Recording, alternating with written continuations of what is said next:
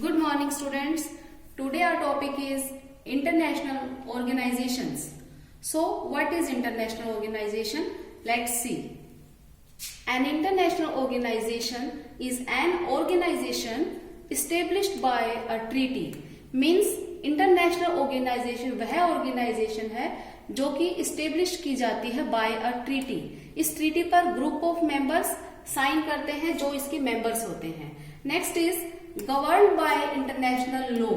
Means international organization को आगे move on करने के लिए कुछ लॉ एंड ऑर्डर क्रिएट किए जाते हैं जो कि सभी मेंबर्स द्वारा फॉलो होते हैं. Let's see some example of international organizations. United Nations, WHO means world health organisations.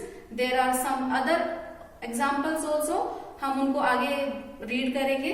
Next, why international organizations means ऐसे क्या कोजेज रहे जिनके कारण इंटरनेशनल ऑर्गेनाइजेशंस की नीड को महसूस किया गया. सो first point is it does not work for one country. ये वर्क नहीं करता सिर्फ एक वन कंट्री के लिए या वर्क नहीं करता एक पर्टिकुलर कंट्री के लिए. It works for all countries, इधर अ ग्रुप ऑफ कंट्रीज. ये वर्क करता है सभी कंट्रीज के लिए या फिर ग्रुप ऑफ कंट्रीज के लिए वर्क करता है international organization. Next point, some situations are very big that one country can't deal with it. Some situations ऐसी होती है लाइफ में वर्ल्ड लेवल पर और इतनी बड़ी होती हैं कि एक कंट्री उनको डील नहीं कर सकता, उनको सॉर्ट आउट नहीं कर सकता. Let's see example for this. Global warming. Global warming एक प्रॉब्लम है वर्ल्ड लेवल पर जिसको कि एक कंट्री सॉर्ट आउट नहीं कर सकता. फॉर एग्जाम्पल हम इंडिया का एग्जाम्पल लेते हैं. ग्लोबल वार्मिंग को मिनिमाइज करने के लिए सिर्फ इंडिया के ही ट्रीज ग्रो करने से ये मिनिमाइज नहीं होगा. ये सभी कंट्री अगर आगे आएंगे तो ही ग्लोबल वार्मिंग को मिनिमाइज किया जा सकता है. नेक्स्ट है एपिडेमिक्स. एपिडेमिक्स मीन्स महामारियां, जैसे कि वायरस फैल जाते हैं. अब करंट में जो वायरस फैला हुआ है कोरोना वायरस, सो इन एपिडेमिक्स को रिमूव करने के लिए भी इंटरनेशनल ऑर्गेनाइजेशंस वर्क करते हैं. टेररिज्म है एक प्रॉब्लम. टेररिज्म में काफी कॉमन पीपल्स मारे जाते हैं. टेररिज्म एक वर्ल्ड लेवल की प्रॉब्लम है. काफी इंसिडेंट्स हुए हैं हमारे इंडिया में भी टेररिज्म के कारण जो काफी पेनफुल रहे हैं. सो टेररिज्म को रिमूव करने के लिए भी इंटरनेशनल ऑर्गेनाइजेशन वर्क करते हैं, इनकी नीड होती है. Next is international organization helps to stop wars. Means international organization work करते हैं वॉर्स को स्टॉप करने के लिए. जैसे हमारे हिस्ट्री में हमने पढ़ा है कि 2 वॉर्स हुए हैं, first world war and second world war, जिनका रिजल्ट काफी पेनफुल रहा है. सो इनको रोकने के लिए इंटरनेशनल ऑर्गेनाइजेशन वर्क करते हैं. मेंटेन पीस मेंटेन करते हैं organisations and solve controversy among different countries. जो भी डिफरेंट कंट्रीज में आपस में डिस्प्यूट हो जाते हैं, कंट्रोवर्सी इशू होते हैं, उनको भी सॉर्ट आउट करता है इंटरनेशनल ऑर्गेनाइजेशन. सो हम ये भी कह सकते हैं कि इंटरनेशनल ऑर्गेनाइजेशन एक तरीके की पंचायत है वर्ल्ड लेवल की जो कि सॉर्ट आउट करती है इंटरनेशनल कॉन्फ्लिक्ट्स को. Now next is evolution of UNO. Means UNO को इस्टेब्लिश कैसे किया गया. सो ये जो यूएनओ का इस्टेब्लिशमेंट हुआ था, ये एक धीरे धीरे स्टेप बाय स्टेप यूएनओ को इस्टेब्लिश किया गया.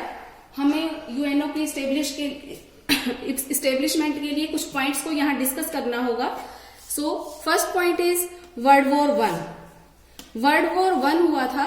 Duration was 1914 to 1918 and 20 million people were killed. 20 million peoples मारे गए इस युद्ध में और लॉट्स ऑफ डिस्ट्रक्शन हुआ. सो वर्ल्ड वॉर फर्स्ट के बाद जो कंट्रीज थी वो सामने आई. उन्होंने डिस्कस किया कि कोई ना कोई ऐसी ऑर्गेनाइजेशन होनी चाहिए जो इन वॉर्स को रोक सके. इसके लिए लीग ऑफ नेशन को इस्टेब्लिश किया गया इन 1919. तो मेन मोटिव क्या था लीग ऑफ नेशंस का कि वॉर्स को स्टॉप किया जाए, वॉर्स ना हो आगे. But it could not stop war. लेकिन ये अपने मोटिव में सफल नहीं रहा. It failed and it's biggest failure was in world war 2. World war 2 हुआ in 1939 to 1945.